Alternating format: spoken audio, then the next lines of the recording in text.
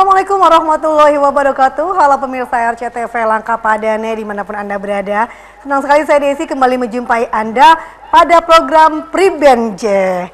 Nah, pada kali ini saya sudah ditemani oleh Bapak Sutikno, Ketua Apindo Kota Cirebon. Pastinya ya. Assalamualaikum Pak Tikno. Waalaikumsalam Mbak Desi. Semangat terus Pak ya. Semangat Terus. Apa kabar? Alhamdulillah sehat Pak. Oke. Senang sekali pemirsa, kali ini kita akan membahas nih ya, kita akan mengupas terkait dengan masa depan perekonomian di Cirebon nih pastinya nih Pak Tikno. Kita kalau sudah ngobrol sama pakarnya Apindo, sudah ada Pak Tikno nih ya. Juga. Pribenje. Pribenje gitu. Oke pemirsa, kita juga membuka line telepon di 0231 482138. Nanti Pak Tikno mungkin akan banyak pemirsa juga yang bertanya-tanya Pak ya nih. Oke. Kita nih Pak Tikno nih akan memprediksi nih masa depan perekonomian Cirebon seperti apa ke depannya? Ya, memprediksi tapi bukan sebagai paranormal nih. Oke, betul pastinya. By data ya Pak ya. Oke, luar biasa sekali nih ya. Oke, Pak Tikno, mungkin kita selama ini 2 tahun ya Pak ya kita mengalami masa pandemi ya. Terbilang lah bahwa usaha, baik itu pengusaha yang kecil maupun sampai yang besar gitu kan, itu tertidur ya Pak ya. Atau mungkin bahkan ada banyak yang kolaps juga ya Pak ya. Ya, ada yang tertidur, ada yang kolaps, ada yang mati. Ada yang mati, ada yang pingsan gitu ya. Nah ini nih, ini tugas Bapak nih bagaimana caranya menggairahkan kembali, membuat kembali mereka semua tuh pastinya memberikan semangat ya Pak ya. Bagaimana masa depan perekonomian Cirebon selanjutnya nih Pak? Ya, saya ingin bicara flashback dulu ya dari belakang mengenai bagaimana perjuangan para pengusaha Indonesia betul, yang ingin turut serta memperbaiki perekonomian di Indonesia. Sebenarnya bicara-bicara mengenai masalah pandemi COVID-19 itu memang hanya puncak ya, itu puncak penderitaan yang akhirnya menghancurkan seluruh tatanan perekonomian. Betul. Bahkan mungkin banyak negara-negara yang hancur, jatuh bahkan bangkrut negara ya. Tapi Indonesia alhamdulillah ya masih jaya. Indonesia masih bisa. Nah, tetapi sebenarnya apabila kita flashback ke belakang itu sebenarnya Indonesia itu sudah agak sempoyongan di APBN, APBD itu di sekitar 2015.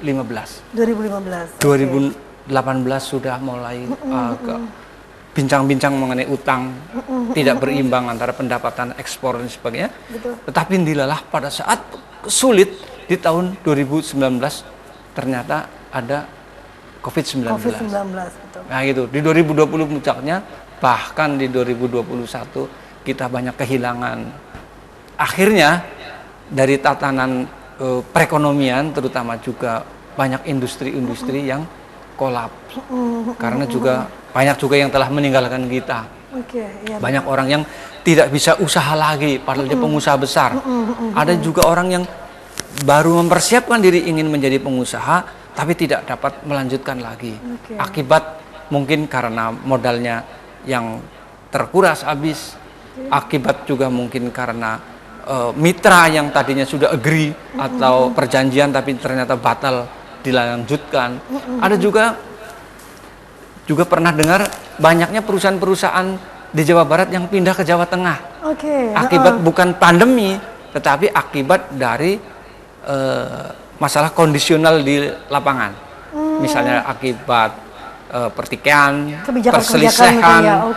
perselisihan perburuhan, dan ada juga suasana industri atau yang tidak nyaman. Jadi investasi-investasi itu tidak dapat dipertahankan di suatu kota atau daerah, akhirnya mereka memilih daerah lain. Itu problem juga. Betul ya Pak ya. Jadi tadi ya Bapak sudah melihat dari belakang dulu ya Pak ya.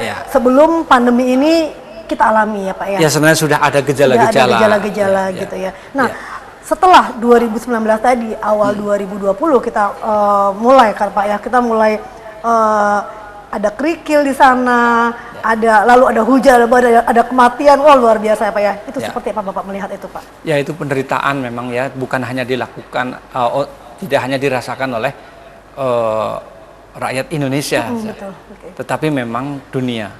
Bahkan, tapi khusus kita soroti di sekitar kita saja ya, bahwa untuk di Cirebon misalnya ya, Cirebon ini ada kita bilang Cayu Maja Kuning, ada yang bilang Cirebon Raya, tetapi kebetulan saya memang berkedudukan di kota Cirebon. Untuk di kota Cirebon, sebagaimana yang kita ketahui, memang bukan kabupaten, beda ya kota karena di sini tidak ada industri besar. Betul.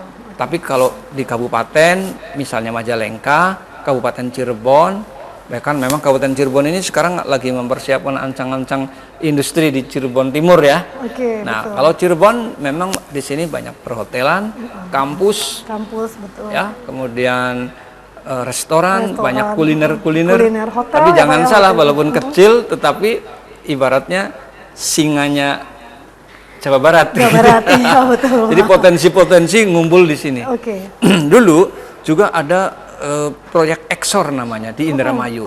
Kemudian walaupun proyeknya di Indramayu, akan tetapi para expatriate atau orang-orang pekerja-pekerja dari luar negeri yang dari TK tenaga kerja asing TKA itu stay-nya ada di hotel-hotel di Cirebon. Cirebon gitu Ya, ya, gitu loh. oke, Nah, betul. sehingga perekonomian juga tetap saja orang-orang asing atau yang berkaitan dengan Exor juga menumbuhkan bangkitan masuk, akhirnya banyak tumbuh hotel-hotel baru. Berarti dulu belum ada hotel bintang di Cirebon. Tapi sejak adanya Rotan, Betul. kemudian banyak tamu-tamu atau bayar-bayar asing, Cirebon tumbuh.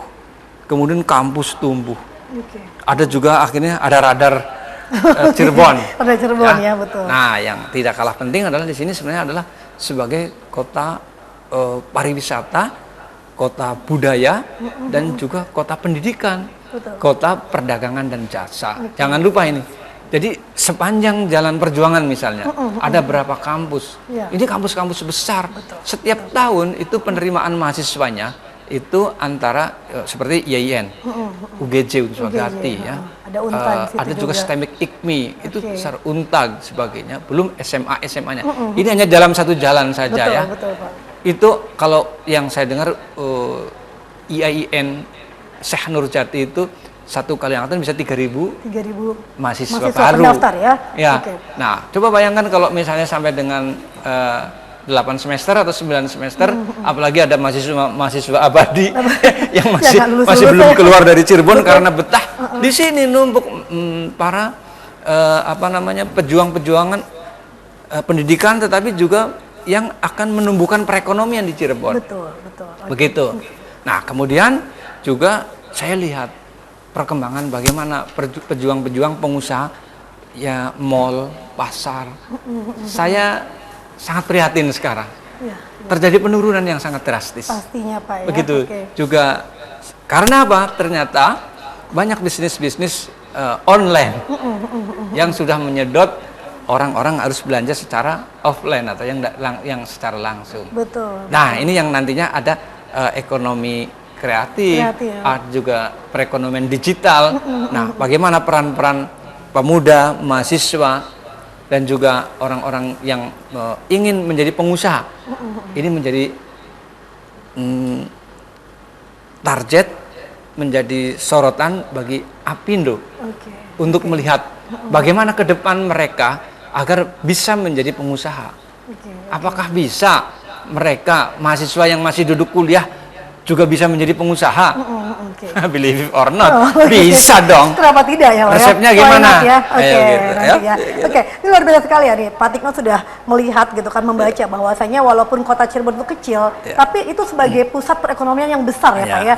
Hasilnya APBD-nya itu luar biasa. Ya. Karena tadi banyak sekali dari daerah-daerah kabupaten, dari misalkan Exor tadi Balongan, tetap aja hotelnya di Cirebon ya, Pak ya. Tadi juga Kabupaten Cirebon juga yang penuh dengan rotan dan lain sebagainya juga larinya ke Cirebon gitu. Oke, kalau kita melihat Pak ya, begitu banyaknya gitu masyarakat kota Cirebon nih Pak ya. Nah, setelah masa pandemi kita lewati itu, apakah mereka masih punya semangat Pak untuk bisa tumbuh, untuk bisa memainkan perannya sebagai pengusaha, baik itu mahasiswa, baik itu juga mungkin ibu rumah tangga dan juga mungkin para pengusaha yang sudah mulai agak meredup Pak. Ya, ibarat orang habis sakit, atau ibarat orang habis kena keselenter bola, pasti masih sempoyongan. Betul. Makanya harus ada terapi, ya harus ada edukasi. Nah, disinilah peran daripada organisasi pelaku usaha, termasuk yang dimana saya sebagai ketua Apindo Kota Cirebon melihat perlunya ada pendidikan. Oke. Bagaimana caranya menjadi pengusaha yang sukses. Oke. Bagaimana apabila para pengusaha yang belum pandai secara praktis, secara hukum, maka di situ ada bagaimana mengenal hukum perusahaan di Indonesia. Oke. Nah itulah kami ingin mengedukasi bagaimana proses-proses hukum di Indonesia mengenai perizinannya, mendirikannya, mengelola, sampai bagaimana jika terjadi perusahaan yang sudah berdiri tetapi memiliki kasus-kasus bahkan mungkin pailit. Oke. Nah itulah kami berencana ingin menyelenggarakan seminar nasional yang secara hybrid. Hybrid itu artinya bisa online dan bisa offline. Okay. Yang pertama pada tanggal 10 Agustus hari Rebo, besok ya. Besok ya berarti ya, oke. Offline-nya di Hotel Bentani. Jam 1 sampai dengan jam 1 siang ya, jam 13. Sampai dengan jam 15. Oke. Nah, itu akan dihadirkan oleh beberapa narasumber ternama. Semoga bisa memberikan solusi. Betul. Kita mengenal bagaimana hukum perusahaan di Indonesia. Okay. Walaupun mungkin tidak semuanya, karena ini bagian daripada dunia hukum itu sebenarnya itu adalah hukum bisnis. Tapi kita akan mengenalnya besok dipaparkan adalah hukum perusahaan di Indonesia. Di Indonesia. Ada juga teori-teorinya, praktisnya, dan ada dialog-dialog, serta terakhir kami menginginkan ada grup peserta itu akan tergabung kelak itu menjadi para pengusaha atau calon pengusaha. Okay. Bagi pengusaha, tolonglah bisa mendidik yang bawahnya dalam satu grup. Betul. Bagi yang ingin menjadi pengusaha tapi belum siap apa-apa, ada mentornya kami. Okay. Itulah mulainya. Nah, yang kedua itu seri yang kedua adalah tanggal 24 Agustus hari Rebo juga di Hotel Bentani juga, yaitu seminar tentang bagaimana menjadi pengusaha yang sukses. Okay. Jadi di situ ada trip kiat-kiat menjadi pengusaha yang sukses. Kami akan menghadirkan para narasumber yang beberapa orang ternama dari Jakarta, Bandung, termasuk juga dari pakar-pakar dari BPJS Ketenagakerjaan. Oke, seru sekali nih Pak Tikno ya. Rasanya kita akan kupas lagi setelah jeda berikut ini ya Pak ya. Oke pemirsa, jangan kemana-mana, tetap bersama kami pada program Pribenje.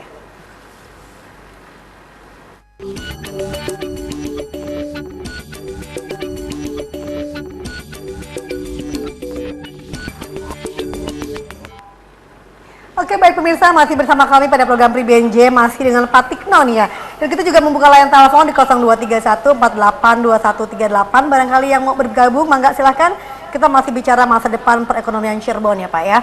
Oke, tadi Bapak sudah memberikan jalan ya, bahwasanya untuk menggairahkan kembali pengusaha-pengusaha muda, baik itu dari kalangan mahasiswa, mungkin dari pemuda-pemuda juga ya Pak ya, yang sudah pernah stay pengusaha. Nah ini tadi ada seminar ya Pak ya, 2 kali.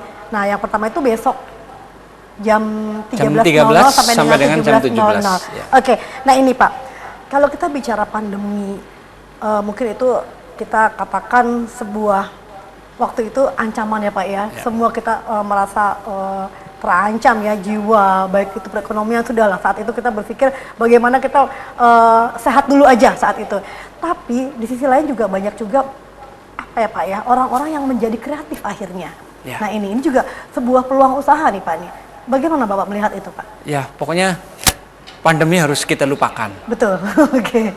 Jadi yang sudah kita tinggalkan, bagi barang siapa atau bagi mereka yang masih sehat, kuat untuk mencari nafkah, segeralah dan tetaplah bersemangat. Betul. Nah kemudian saya akan melihat sebenarnya harus bagaimana mengenai kreatif itu harus yang bagaimana, itu yang paling penting. Ya, satu, yang pertama kreatif secara individual di rumah. Sekarang orang dengan modal sedikit, hanya dengan membuat konten istilahnya itu juga betul. Masih bisa, ya itu kan. Kemudian yang kedua dengan lingkungannya, di situ sebenarnya lingkungan itu kan ada perhatian dari pemerintah, bahkan ada anggaran. Dan tidak seperti di kota Cirebon misalnya, saya pernah melihat dari Dinas Perindustrian Perdagangan yang sekarang ada koperasi UMKM dan sebagainya, singkatannya panjang lah itu ya. Di sana ada Pak Iing Daiman sebagai. Nah, itu begitu sudah banyak membuat program-program sampai ke RW, kelurahan, RT dan sebagainya. Dari situ tata cara pemerintah untuk memperhatikan UMKM juga sudah tinggi. Tetapi memang perlu untuk diperluaskan. Sebenarnya begini, bagaimana untuk bisa meningkatkan sebuah daerah untuk bisa lebih booming secara perekonomian, itu jangan terlalu ke UMKM-an yang terlalu asik-asik gitu dengan kreatif-kreatif biasa saja. Oh, gitu, terlalu lama. Makanya kenapa satu daerah itu kebanyakan adalah ekspor. Ekspor. Bagaimana hubungannya dengan itu? Nah, karena itu dulu pada saat Presiden Jokowi begitu ingin menaikkan ekspor dan di tingkat menteri menginginkan agar ekspor ditingkatkan terus-menerus. Nah, sekarang apalagi ekspor untuk migas udah mulai turun, andalan APBN secara nasional. Nah, sekarang kita tuh kalau hanya bermainan di level lokal, ya anggap saja mungkin pendapatan para pelaku usaha itu hanya untuk diri sendiri dan keluarganya. Betul. Nah, yang dipentingkan di sini adalah adanya perusahaan yang berskala besar, ya gitu loh. Walaupun mungkin di kota mungkin bukan industri dalam arti factory atau pabrik, tapi di sini juga masih mungkin. Buktinya nih Radar mempekerjakan berapa ratus orang misalnya, atau mall bisa dihidupkan lagi dengan. Nah, sekarang kan karena industri-industri di kota Cirebon tidak memungkinkan, tetapi kita lihat di Majalengka sudah mulai jalan, walaupun mungkin karena beberapa faktor tidak bisa jalan, karena mungkin seperti bandara internasional yang belum cita-cita yang tinggi tetapi ternyata belum terkabul, ya. Kemudian, nah sekarang semangat Cirebon Timur, ya, Bupati Imron untuk mempersiapkan kawasan ekonomi khusus ya di sana. Nah, coba kalau misalnya para pemerhati ekonomi pasti sudah mulai melirik ke sana. Apanya sih? Apakah persiapannya? Tetapi kebanyakan orang kan hanya melihat hasil akhir daripada proyek-proyek yang sedang digarap pemerintah. Padahal kalau ingin masuk, di situ ada proses-proses seperti masalah perizinannya, hukumnya, itu dibutuhkan. Betul. Pak Imron tuh nunggu anak-anak muda. Begitu juga Pak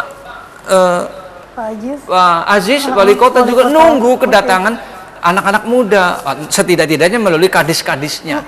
Ya, untuk bagaimana caranya kita bisa berkolaborasi, mengajukan permohonan kepada Pak Wali, mengajukan permohonan kepada Pak Bupati, organisasi-organisasi pelaku usaha, apakah itu anak organisasi pelaku usaha dan sebagainya, itu kan banyak.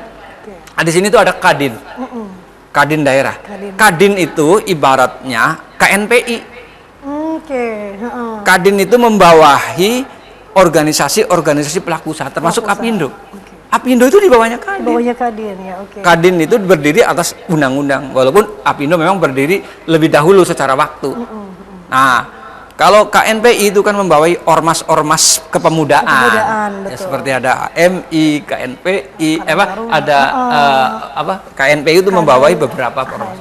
Nah, begitu juga Kadin membawahi organisasi pelaku usaha. Ada organisasi pelaku usaha jasa konstruksi, ada banyak, ada Apindo, ada organisasi retail dan lain sebagainya. Jadi kelompok-kelompok pelaku usaha itu tuh banyak sekali, ya Mbak Desi. Nah, disitulah besok itu kami tuh sebenarnya ingin mengumpulkan, walaupun tidak bisa terkumpul semua. Ya, bagaimana? Nah, dengan isyarat dari kami, dari saya, itu seminar. Intinya adalah ngumpul kongko-kongko. Nah, disitulah akan bicara mengenai Pribenjeh. Itu dia. Gimana nanti ada gitu ya, Pak ya? Iya, orang bisnis Pribenpira. Bukan Pribenjeh. Kalau Pribenjeh masih acara di Radar. Tapi kalau orang bisnis Pribenpira. Berapa gitu ya. Gitu ya. Ini kayaknya dia yang telepon nih Pak, penasaran nih ya. Kita angkat dulu ya Pak Tiko ya. Assalamualaikum, halo, dengan siapa? Halo. Pribenjeh, iya, dengan siapa, di mana Pak? Halo, assalamualaikum warahmatullahi wabarakatuh. Waalaikumsalam warahmatullahi wabarakatuh. Pribenjeh. Dengan siapa Ini nih? khas dari Pribenjay adalah pek. Kayaknya di sini apa suaranya nih? Itu Mas Habibnya kemana Mbak? Suaranya terputus, Pak. Halo? Halo, iya Mas Apipnya sedang ada keperluan, Pak. Oh, jadi Iya. nggak bisa hadir ya Mbak? Iya, betul. Gimana Pak dengan Iya, Kang Toto ya? ini- Kang Toto ya? Kok tahu ya Mbak apa? Mas Iya. Toto dari Kebon Pelok Mbak. Iya, siap. Kang Toto gimana nih, Pak? Kang Toto mau nanya apa nih? Di sini sudah ada Bapak Tikno. Iya, Ah, ini ah. lepas dari pengamatan, maksudnya APindo itu kan Asosiasi Pengusaha Indonesia ya. Betul. Nah, ini bagaimana nasib daripada warung-warung kecil, Mbak, yang butuh modal. Nah, betul. Oke. Jadi jangan pengusaha aja, tolong nasib warung-warung kecil juga butuh modal. Oke. Sementara ini saya juga cari modalnya tuh tidak lain, aduh, bunganya tinggi sekali, yaitu yang di pinjaman-pinjaman yang bunganya 25% per bulan, sangat berat sekali. Terjerat. Terjerat Nah, ya. itu apa dari Apindo, maaf ya, apa dari pemerintah, apa bisa memperhatikan kepada nasib warung-warung kecil gitu. Oke, iya Kang Toto. Nanti coba kita kupas ya Kang Toto ya dengan Pak Tikno ya. Terima kasih Kang Toto. Iya, jadi Ya, sehat sementara selalu. ini kan saya butuh modal, dapat modal, tapi bunganya yang sangat tinggi, 25% bulan, jadi saya sangat berat. Mohon petunjuk gitu dari Oke. Bapak. Oke, terima kasih Kang Ya, Toto. gitu aja Iya. Ya. Pak. Oke. Pak, Bang. Assalamualaikum warahmatullahi Salam. wabarakatuh. Waalaikumsalam warahmatullahi wabarakatuh. Iya nih. Mungkin ini dari Kang Toto ini dari Kebon Pelok. Heeh. Deket dengan rumah saya. Deket ya, Kang Toto deket ya sama Pak Tikno. Nah ini Pak, mungkin tadi kalau kita kan bicaranya, kalau seminar mungkin lebih kepada pengusaha gitu kan. Tadi mungkin ada masukan juga terkait modal untuk warung-warung kecil. Ya. Nah, Jadi itu. pengusaha itu ada pengusaha kecil, pengusaha menengah, pengusaha besar, terus pengusaha besar sekali. Itu yang warung juga pengusaha dong. Pengusaha betul. Sama aja. Tapi terkait dengan pertanyaannya Mas Toto, itu memang kondisi atau kenyataan fakta klasik mengenai masalah modal. Tetapi saya sarankan secara moral ya, moral. Hindari pinjaman-pinjaman yang dengan apalagi bunga yang besar. Iya, cukup Dari segi agama juga memang juga haram. Betul. Agak Islam ya, Islam. Iya, betul. Dari segi manajemen perekonomian belum apa-apa sudah mau pinjam. Oke. Ya gitu loh. Usahakan itu yang namanya modal kan belum hanya bukan hanya modal uang saja, Uang, materi, betul. modal dari segi barang. Usahakan apabila memang bisnis warung-warung kecil itu tidak utang uang, kemudian untuk jualan yang dijual kemudian murah, apalagi dicampur dengan manajemennya, dengan untuk makan, untuk biaya Nah, sekolah, itu. nanti campur aduk dan tidak ada keuntungan, malah akhirnya hanya bertahan 6 mungkin 3 bulan sudah tutup Sudah tutup, warungnya. betul. Itu kan tidak bagus. Makanya bagaimana cara memanage permodalan dulu. Kalau usaha itu kan banyak ada. Bagaimana kita bicara mengenai modal, kemudian tempat usahanya di mana, betul. barangnya, harganya gimana, betul. marketnya, kemudian nanti dia juga hubungan dengan keluarnya gimana. Oke. Jadi bukan hanya sekedar modal saja. Tapi kalau modal memang sepertinya di urutan pertama. Betul. Tapi yang paling penting adalah bukan hanya modal, adalah persiapan. Persiapan orang ingin menjadi menjadi pengusaha adalah niat, semangat, bersih dari pikirannya itu.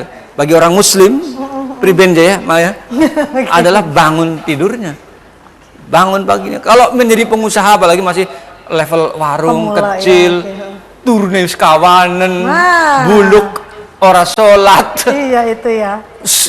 Siapa yang mau beli warungnya? Nah itu. Ya, betul. mau dimodalin berapa saja tetap saja nggak Habis bisa. ya, Pak, ya. Tapi Bismillahirrahmanirrahim. Bagaimana dengan tahajudnya? Maaf ya, bagi orang Kristen juga sama saja. Pagi-pagi sudah mempersiapkan doa mereka. Ya, oke. Ya, jadi pengusaha itu tidak lepas daripada doa, Oke. persiapan itu. Itu jangan hanya dikira orang itu modal. Kemudian barang siapa yang bangunnya lebih pagi, itu siapa yang bisa bertempur di pasar ini ya, lebih pagi, itu pemenangnya. Betul. Lihat aja di pasar. Tapi kalau misalnya meriayi ya gitu ya, modalnya kecil tetapi ngerokoknya Lancar terus. lancar, ngebul terus, priben je. Ya luar biasa ya Pak ya. Ya gitu, priben pira ya gitu. Jadi itu tips pertama. Nah setelah itu mungkin kalau orang muslim ya, sekali lagi duha itu nggak mesti harus lama, tapi persiapan segar badannya. Kalau misalnya berangkat ke pasar persiapannya bukan untuk mau dagang secara kotor, tapi pikirannya bersih, tidak akan nipu, tidak akan melanggar hukum. Betul. Prinsip adalah bagaimana caranya kita dagang yang bersih. Itu satu dari timbangannya, dua dari kualitas barangnya. Bagaimana cara kita berbahasa. Judes misalnya kepenginnya untungnya gede, warungnya laris, ya nggak bisa. Nggak bisa ya. Oke, Pak Tikno seru sekali nih ya, tapi ini lagi-lagi nih waktu kita jeda dulu ya Pak ya. Oke pemirsa, jangan kemana-mana, tetap bersama kami, ada program Pribenje.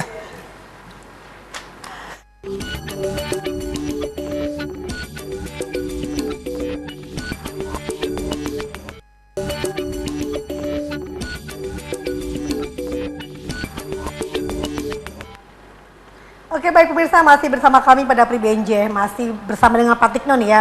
Kita masih bicara masa depan perekonomian Cirebon ya. Pak Tikno tadi belum selesai tadi tuh. Kang Toto masih nunggu nih rasanya nih, masih nonton nih. Gimana nih solusinya nih? Ya saran saya bagi para pelaku usaha yang kecil itu memang hindari pinjaman uang. Yang apalagi dengan online keterjerat atau riba sampai 25% gitu. Tapi saya pernah dengar ya, BRI bank-bank plat merah itu juga mereka kan membina. Kemudian Pegadaian juga syaratnya mudah, mereka juga memberikan pinjaman yang juga istilahnya bukan bunga. Kemudian bagi orang yang muslim ada juga dari kelompok-kelompok masyarakat ekonomi syariah atau MES itu juga ada bank-bank atau non-bank yang baik itu bank, BPR atau bisa BMT, itu juga relatif bunganya kecil dan tidak ada eksekusi lah. Kalau misalnya terjadi wan prestasi, tidak ada eksekusi rumah sampai dikosongkan, dibawa ke pengadilan enggak. Tetapi tetap juga harus disarankan jadilah nasabah yang baik. Artinya tidak wan prestasi, tidak mengecewakan pemberi modal. Ya, bekerjalah baik apabila memang dapat modal misalnya ya 10 juta maka dikelola dengan baik pembukuannya. Makanya itu orang ingin menjadi pengusaha itu memang sedikit tidur. Karena bangunnya juga pagi, makanya jangan sampai hitungannya salah. Ya, Pak, cuma aja dilihat di surat Al-Baqarah. Itu jangan sampai ada laporan keuangannya, pembukuannya. Nah, semakin banyak pembukuannya baik, nanti akan dilihat oleh orang yang akan memberikan modal, apalagi bank. Kan dilihat dari nota kan, hasil daripada penjualan itu. Kalau tidak bisa, datanglah ke Apindo. Nah ini solusinya ya. Atau datang yang terdekat, yang kira-kira memiliki. Jadi orang ingin memiliki usaha tidak mesti harus memiliki tanah yang luas. Sekarang sulit untuk bisa memiliki tanah yang luas, tidak seperti zaman dahulu. Cukuplah kursi, meja, dan handphone. Bahkan buku-buku yang itu enggak ada, pakainya handphone semua. Itu seperti itu. Tetaplah semangat, walaupun UMKM. Nanti kelak mungkin pada saat bapaknya sudah mulai gaptek, anaknya yang akan membantu. Bagaimana Pak ini manajemen yang baik? Itu seperti upload gitu ya. Iya, mereka bantu lah saling. Kan anaknya kan udah sekian lama sekolah pakai online kan. Itu lama-lama kan pendidikan bisnis. Pendidikan bisnis online ya. juga kayak gitu. Mungkin Kang Toto itu tadi ya pesannya dari Pak Tikno terkait dengan tadi ya diusahakan jangan minjam ya Pak Tikno ya. Kalau lebih baik itu jangan menggunakan uang pinjaman untuk bermodal usaha gitu ya. Dan tadi terus juga sedikit tidur dibandingkan bangunnya. Tapi bangun itu kita juga banyak mengeres, berdoa tadi. Jadi antara doa dengan usaha harus sejalan ya Pak Tikno ya. betul. Oke, kita kembali tadi ke Cirebon. Cirebon. Oke, Cirebon dan Priben. Oke. Nah, itu kita tadi untuk meningkatkan seminar. Kita melihat seminar tadi nih Pak ya, ada hukum perusahaan di Indonesia nih. Nanti apa yang mau dikupas nih Pak nih? Ya, di sana pasti teori-teori dulu ya secara hukum itu. Di sana itu ada sebenarnya yang namanya perusahaan itu ada juga istilahnya badan hukum. Badan hukumnya. Ya, ada beberapa badan usaha. Ada juga kan bentuk-bentuknya koperasi, ya, ada juga PT, betul. ada juga CV, ada juga betul. UD, PD. Sebenarnya apa sih? Ya gitu. Bagaimana cara mendirikannya? Nah, disitulah orang yang cerdas itu orang yang juga siap dengan kondisi mengenal hukum. Jangan hanya bisnis, tetapi satu tidak memiliki landasan hukum. Nah, itu dia, satu Pak, ya. melanggar tempat bisnis. Udah tahu di situ dilarang. Gitu, tapi ternyata ngotot tetap ya nggak bisa jalan. Nah, saya Apindo mengajak mulai legal, walaupun kecil tapi memiliki surat. Oke. Surat apa sih? Tanyalah ke Pak RT, RW, lurah, dinas perindustrian. Ada, misalnya jadi tukang reparasi jam. Ada kok izinnya ini dari tetangga. Nah, ada badan hukum, ada badan usaha kan. Restoran, ada warung Padang, jamblang, semua kalau bisa itu memiliki surat. Dari surat itu adalah kepercayaan bagi orang yang akan memiliki modal. Tapi kalau pikirannya masih belum pinter ke itu, nah begitu juga kalau sudah memiliki CV, PT, nah dari situ kan. Nanti lama-lama itu PT anak-anaknya itu sudah memiliki, Pak, saya ingin mendirikan CV, bapaknya belum bisa. Nah, datanglah ke notaris, datanglah ke pengacara, datanglah ke Apindo untuk konsultasi secara detail. Nah, itulah besok itu yang akan dibahas mengenai hukum Indonesia. Betul. Tapi bagaimana jika terjadi sudah memiliki perusahaan besar, di dalamnya ada hubungan dengan perbankan, bagaimana caranya? Ya, walaupun mungkin tidak langsung dijawab semuanya di seminar besok, tetapi setidaknya besok itu bisa ketemu dengan ahlinya. Priben J gitu, lama-lama gitu ya. nyatret apa gitu ya, sambil ketemu kongko-kongko tukar menukar kartu nama atau tukar menukar nomor handphone. Nah, di situ kan ada ketemu dengan kolega-kolega baru, kenalan. Itu yang penting. Nah, itulah masa depan kita harus bangun dengan pertemuan. Kita kemarin-kemarin kan dilarang ketemu, dilarang itu, tapi insya Allah lah. Nah, di samping itu juga ada grup nanti yang peserta online, nanti mahasiswa juga banyak ya, mungkin udah ratusan mereka antri ya, untuk yang online, baik itu yang mahasiswa fakultas hukum maupun yang non hukum, termasuk juga syariah, ya ini mereka ingin tahu. Nah, mungkin yang akan lebih banyak lagi itu di tanggal 24 nanti di Bentani karena menyangkut kiat-kiat menjadi pengusaha itu bagaimana. Nah, itu ya. Nah, karena di situ ada pakar UMKM yang akan datang, namanya Pak Peri Tristianto. Itu dia. Betul. Dari Jadi Bandung. mungkin juga untuk pemirsa yang belum mendapatkan tiketnya bisa langsung ya Pak ya. Bisa nanti, dan besok juga ini yang pertama acaranya. Kalau yang besok sudah habis. Sudah habis. Oh, fotonya sudah habis pemirsa. Ya, tapi kalau untuk yang online terbuka bagi mahasiswa boleh hubungi dosen, kami gratiskan untuk yang untuk mahasiswa gratis. Ya, untuk untuk mahasiswa di Cirebon itu kami gratiskan untuk yang online-nya. Yang online karena gratis ya silahkan, kami kuota ininya diperkuat lah di Bentani itu sehingga jaringannya bisa sampai seluruh Indonesia. Intinya kami ingin mengedukasi, bukan sombong, tetapi ya pelan-pelan kita ingin cari teman juga sama saja. Bagaimana caranya agar para pelaku usaha mulai tumbuh dan berkembang. Gitu aja. Nah, ini mungkin juga salah satu peran dari Apindo ya Pak ya, untuk gitu. Ini mungkin pertama kalinya setelah masa pandemi ya Pak ya, kita melakukan seminar lagi ya. Dulu pernah di Kaliandra, dulu khusus mengenai UMKM. Ya, ada Pak Insinyur Sunoto, ada Profesor Rohmin Dauri, gitu. Rame juga ya. di situ. Mudah-mudahan besok ini acaranya sukses ya Pak ya. Terima kasih. Terima kasih. Bapak, kita jeda dulu ya Pak ya. Pemirsa jangan kemana-mana, tetaplah bersama kami pada program Pribenje.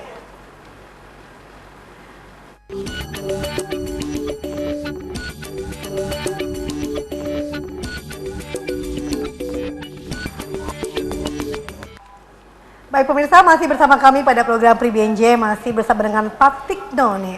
Ini pakarnya perdagangan, mengatasi masalah usaha nih, apalagi besok ini kita mau gelar juga nih seminarnya ya terkait dengan hukum perusahaan di Indonesia ya Pak. Pastinya nanti juga akan banyak nih ya masalah-masalah yang mungkin dihadapi oleh para peserta, pastinya akan bervariasi, tidak statis tapi dinamis ya Pak. Nah tadi kita sudah bicara mikro ya Pak ya, nah kita sekarang bicara makro nih Pak nih, bagaimana nih Pak nih? Ya, makro juga tergantung dari mikro kan. Oke, betul ya. Dasarnya ya Pak ya. Karena tulang punggung perekonomian Indonesia itu dari manusia-manusianya juga, juga dari SDM dan juga SDA. Sebenarnya alam melimpah, sebagaimana kita hutan-hutannya, air dan juga fasilitas-fasilitasnya sudah bagus. Nah sekarang bagaimana kita bisa mengelola teknologi? Betul. Banyak orang bisnis ke depan itu dengan harapannya dengan mempergunakan teknologi.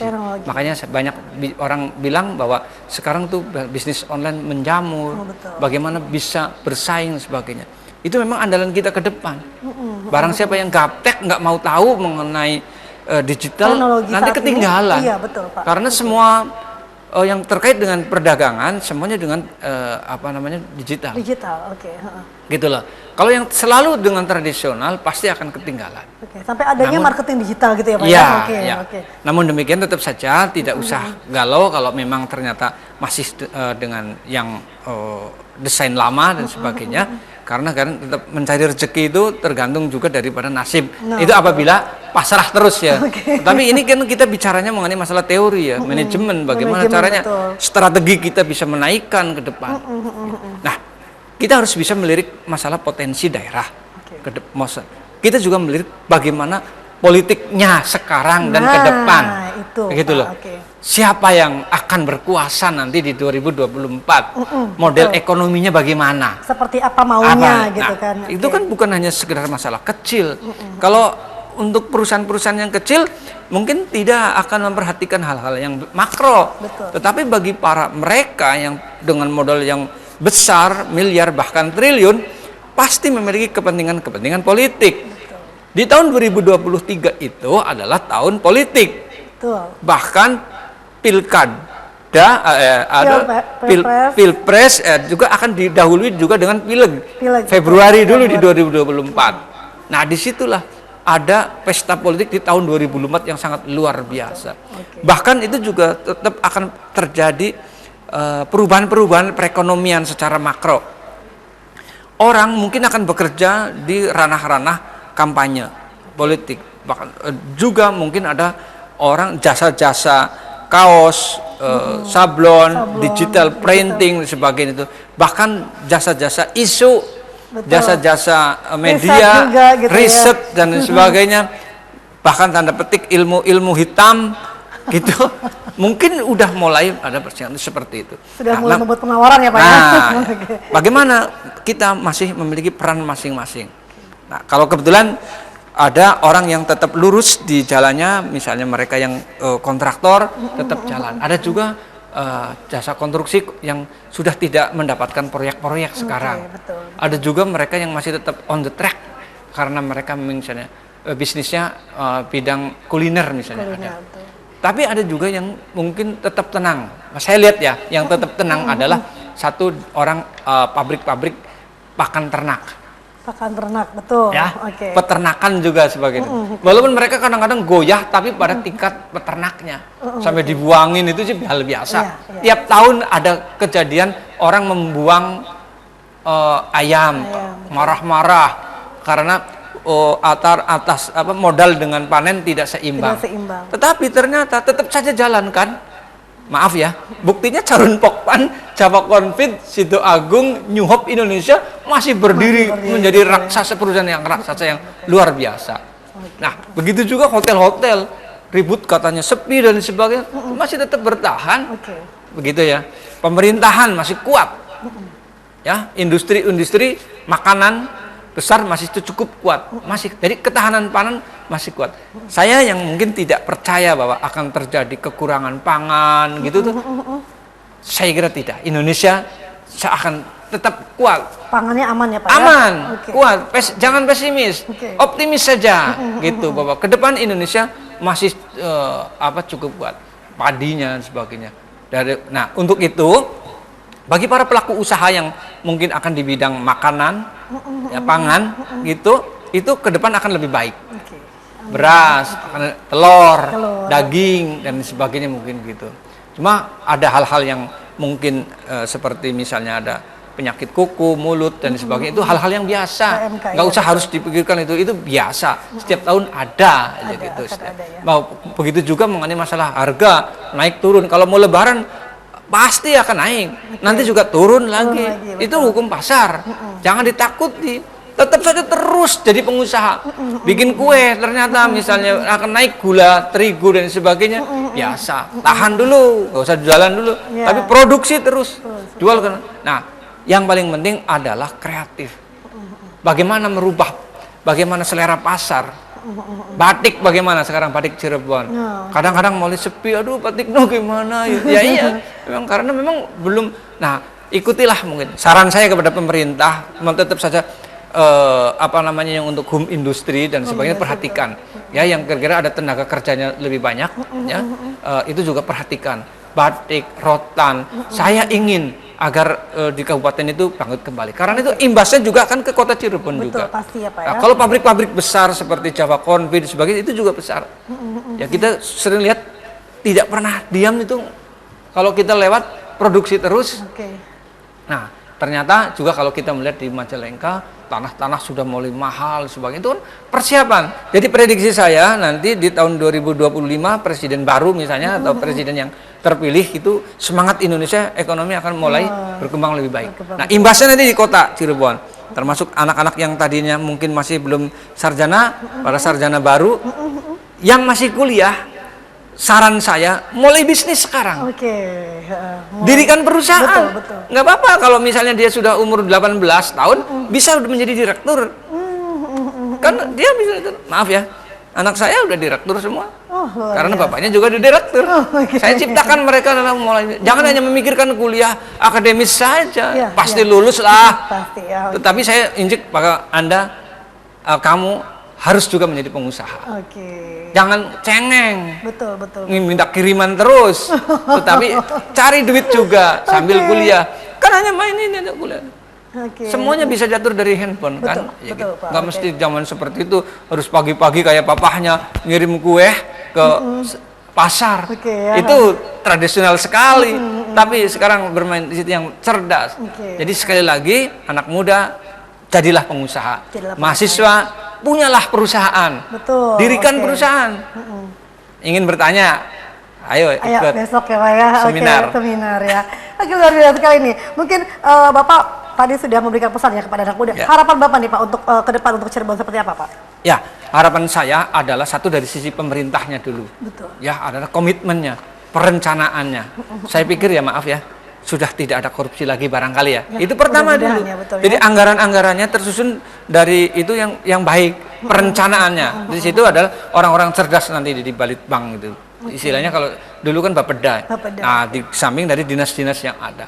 Nah, di situ nanti akan ada wali kota, bupati, atau ini akan sinergis antara Cirebon sebenarnya satu lah. Betul, Jangan terpisah ke pemerintahannya. Iya, Jadi oke. kemudian nanti kan ada Cirebon, Jayu Majakuning. Bagaimana Cirebon dengan Kuningan? Itu kan ada hubungannya dengan air. betul. Gitu kan, Cirebon dengan Majalengka, Majalengka. Cirebon dengan Majalengka, itu masalah berasnya. Gitu. Jadi saya ingin kota Cirebon itu tidak kekurangan pangan. Oke, betul. Gitu. Ada sekitar 220 RW, 22 kelurahan. Itu jangkauannya mereka itu tetap saja. Jadi kalau bisa itu ada perusahaan baru di milik perusahaan daerah yang menyangkut mengenai pangan. Betul. Tapi kalau menurut undang-undangnya masih memungkinkan, dirikan. Kalau misalnya daerah-daerah provinsi yang saya lihat, misalnya ada perusahaan daerah mengenai masalah pangan, ayam itu di DKI Jakarta, ada juga di Bandung atau Jawa Barat, ada Agro Jabar. Nah, saya kepenginnya ada perubahan di kabupaten kota itu, ada perusahaan daerah pangan. Oke, ini harapannya Pak ya. Ada, mudah-mudahan jadi nanti. nanti tidak ada orang kelaparan, maaf ya, di Harjamukti, di Kalijaga gitu tuh. Aduh, melas Sudah teman. tidak ada lagi ya Pak ya. Priben sih. Ayo kan. Oke. Pangan dulu lah. Pangan ya. dulu kita penuhi ya Pak ya. Benar, pangan dulu. Oke. Setelah itu semangat. Betul, gitu. betul. Kita deket sih dengan Java Convert ini tuh. Iya, Telur betul ya. banyak stoknya yang udah Iya, luar betul biasa. ya, luar biasa ya. Oke, Ya. oke, mungkin itu harapan Bapak ke depan untuk Cirebon ya Pak ya. Ya, Nah, ya. Pak Tito terima kasih banyak nih Pak ya. Ya. Terima kasih banyak, mudah-mudahan dengan besok nih peran dari Bapak nih ya sebagai Ketua Apindo Kota Cirebon dengan adanya seminar, lalu juga di tanggal 24 ya Pak ya, Ya. semakin bergairah kembali nih ya mahasiswa, pengusaha dan juga seluruh masyarakat Kota Cirebon dan sekitarnya gitu ya. Ya. Bapak sehat selalu ya Pak ya. Semangat terus, terima kasih Terima kasih, banyak terima ilmunya kasih. juga. Ya. Baiklah pemirsa, itulah tadi perbincangan kami bersama dengan Pak Sutikno, Ketua Apindo Kota Cirebon. Akhirnya saya Desi mengucapkan terima kasih. Assalamualaikum warahmatullahi wabarakatuh. Waalaikumsalam warahmatullahi wabarakatuh.